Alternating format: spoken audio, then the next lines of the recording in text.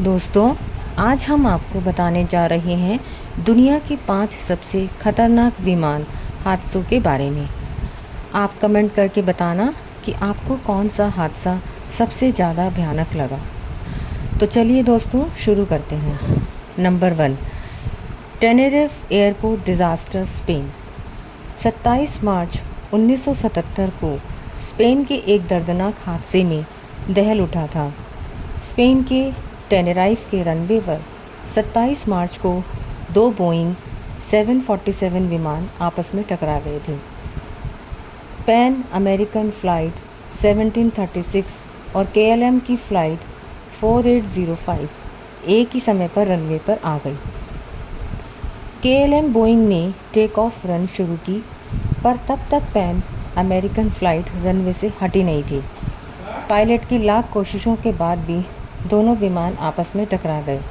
इस हादसे में 583 लोगों की मौत हो गई थी।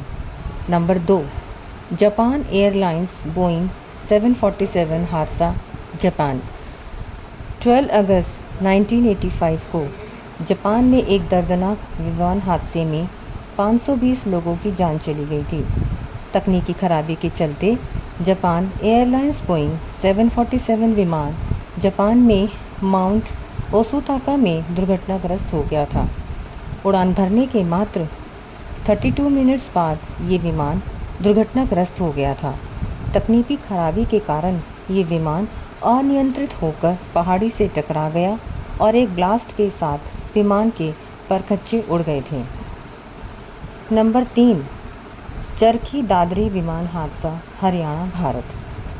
12 नवंबर 1996 में भारत के हरियाणा में 2 विदेशी विमान आपस में टकरा गए।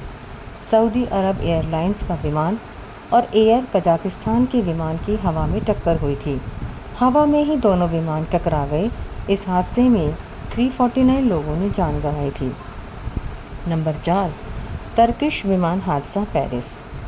3 मार्च 1974 को फ्रांस में एक दर्दनाक विमान हादसा हुआ था। फ्रांस में तुर्की की एयरलाइंस का विमान डगलस ही दुर्घटनाग्रस्त हुआ था। पेरिस के जंगलों में दुर्घटनाग्रस्त हुए इस विमान में सवार सभी यात्रियों की मौत हो गई थी। 346 लोगों की मौत इस हादसे में हुई थी। नंबर 5, एयर इंडिया विमान हादसा, आयरलैंड। 23 जून 1985 को एक यात्री विमान आयरलैंड तट के करीब हवा में दुर्घटनाग्रस्त हो गया। एयर इंडिया की फ़्लाइट ने 182 कनाडा से नई दिल्ली के लिए उड़ान भरी थी।